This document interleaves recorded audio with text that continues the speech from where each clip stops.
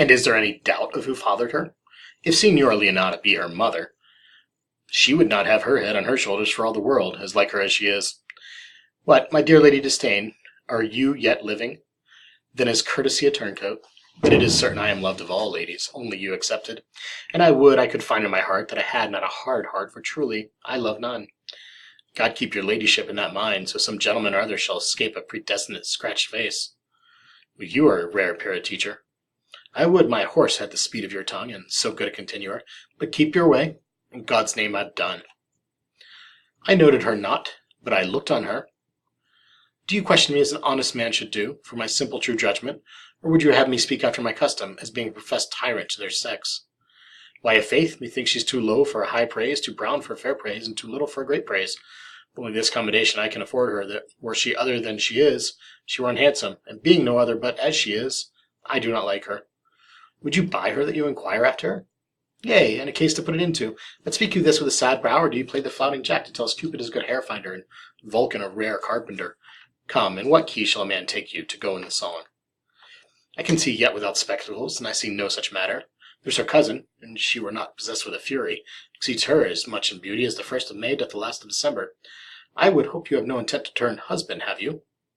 Does it come to this? Shall I never see a bachelor of threescore again? Go to, i' faith, and thou wilt needs thrust thy neck into a yoke, and wear the print of it, and sigh away Sundays. Look, Don Pedro is returned to seek you.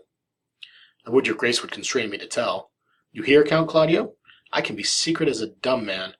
I would have you think so, but on my allegiance, mark you this, on my allegiance, he is in love. With who? Now that is your grace's part. Mark how short his answer is. With Hero, Leonato's short daughter. Like the old tale, my lord, it is not so, nor 'twas not so. But indeed, God forbid it should be so. And by my two faiths and troths, my lord, I spoke mine. That I neither feel how she should be loved, nor know how she should be worthy, is an opinion that fire cannot melt out of me. I will die in it at the stake. That a woman conceived me, I thank her. That she brought me up, I likewise give her most humble thanks. But that I will have a recheat winded in my forehead, or hang my bugle in an invisible baldric, all women shall pardon me. Because I will not do them the wrong to mistrust any, I will do myself the right to trust none. And the fine is, for the which I may go the finer, I will live a bachelor. With anger, with sickness, or with hunger, my lord, not with love. Prove that ever I lose more blood with love than I will get again with drinking. Pick out mine eyes with a ballad maker's pen, and hang me at the door of a brothel house for the sign of blind Cupid. If I do, hang me in a bottle like a cat, shoot at me, and he that hits me, let him be clapped on the shoulder and called Adam. The savage bull may, but if ever the sensible Benedict wear it, pluck off the bull's horns and set them in my forehead.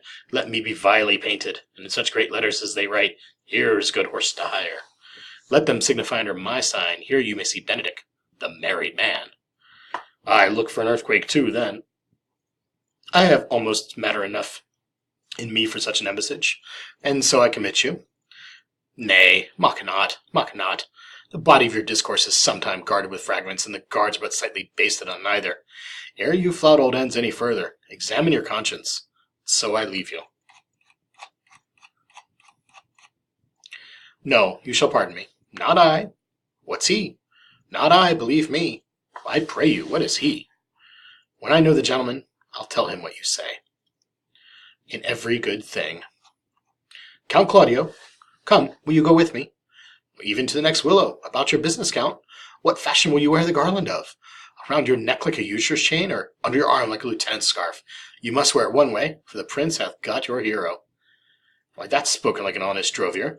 So they sell bullocks. But did you think the prince would have served you thus? Oh, now you strike like the blind man. 'Twas the boy stole your meat, you'll beat the post. Alas, poor hurt fowl, now he will creep into sedges. But that my lady Beatrice should know me. And not know me? The prince's fool? Ha! It may be I go under that title because I am merry. Yea, but so I am apt to do myself wrong. I am not so reputed. It is the base, though bitter disposition of Beatrice that puts the world into her person, and so gives me out. Well, I'll be revenged as I may.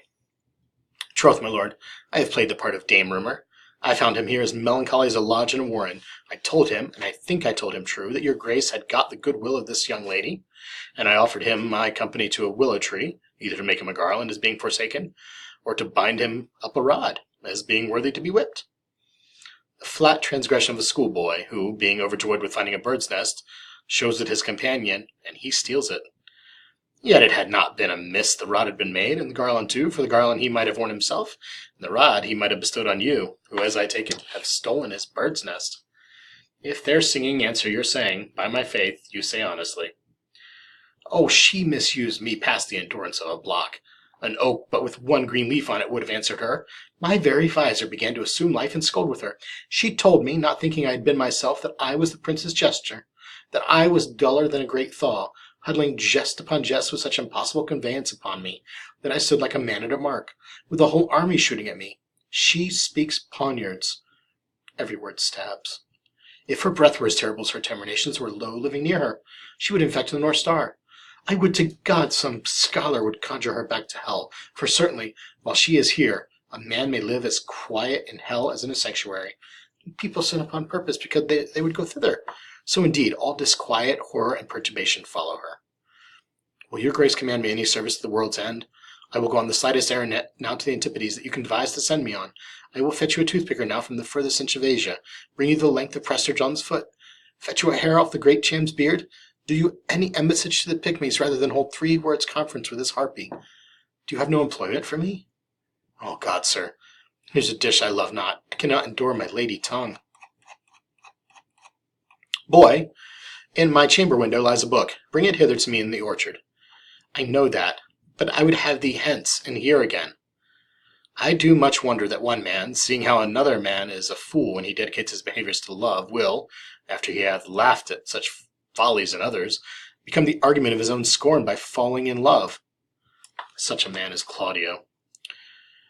I have known when there were no music with him but the drum and fife, and now he had rather hear the tabor and the pipe. I have known when he would have walked 10 miles afoot to see a good armour. Now would he lie 10 nights awake carving the fashion of a new doublet. He was wont to speak plain and to the purpose like an honest man and a soldier. Now he has turned orthography. His words are very fantastical banquet. So many strange dishes. May I be so converted? See with these eyes? I cannot tell. I think not. I will not be sworn, but love may transform me to an oyster. But I'll take my oath on it, till he have made an oyster of me, he shall never make me such a fool. One woman is fair, yet I am well. Another wise, yet I am well. Another virtuous, yet I am well. But to all graces be in one woman shall not come in my grace.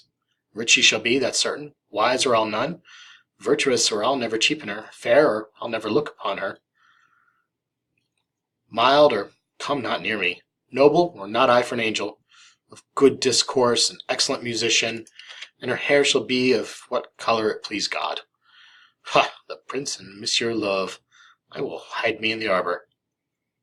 Is it possible? Sits the wind in that corner? I should think this a gull, but that the blue-haired lady speaks it. Knavery cannot sure hide himself in such reverence. This can be no trick. The conference was sadly born. I have the truth of this from Hero. They seem to pity the lady. It seems her affections have their full bent. Love me? Why, it must be requited. I hear how I am censured. They say I will bear myself proudly, if I perceive the love come from her. They say, too, that she would rather die than give any sign of affection. I did never think to marry. I must not seem proud. Happy are they that hear the detractions, and can put them to mending. They say the lady is fair. 'Tis a truth. I can bear them witness. And virtuous, 'tis so. I cannot reprove it. And wise, but for loving be. By my troth, it is no addition nor wit nor no argument of her folly, for I will be horribly in love with her. I may chance have some odd quirks and remnants of wit broken on me, because I have railed so long against marriage, but doth not the appetite alter? A man loves the meat in his youth that he cannot endure in his age. Shall quips and sentences and these paper bullets of the brain awe a man from the career of his humour? No, the world must be peopled. When I said I would die a bachelor, I did not think I should live till I were married. Here comes Beatrice. By this day she's a fair lady. I do spy some marks of love in her. Fair Beatrice, I thank you for your pains. You take pleasure, then, in the message? Ha! Against my will I am sent bid you come in to dinner. There's a double meaning in that. I took no more pains for those thanks than you took pains to thank me. That's as much to say any pains that I take for thee is as easy as thanks. If I do not take pity on her, I am a villain. If I do not love her, I am a knave. I will go get her picture."